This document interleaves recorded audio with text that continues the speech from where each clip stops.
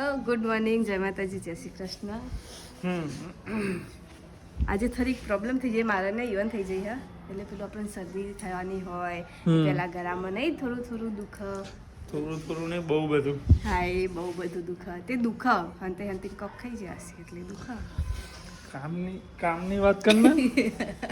તો એના માટે શું કરવું એવા કોઈ ઘરેલું ઉપચાર હોય તો તમને ખબર હોય એમ તે ખબર હોય તાન તો કોક કે યાર મમ્મી તને ખબર હતી આવું થયું હોય તો શું કરવું જોઈએ?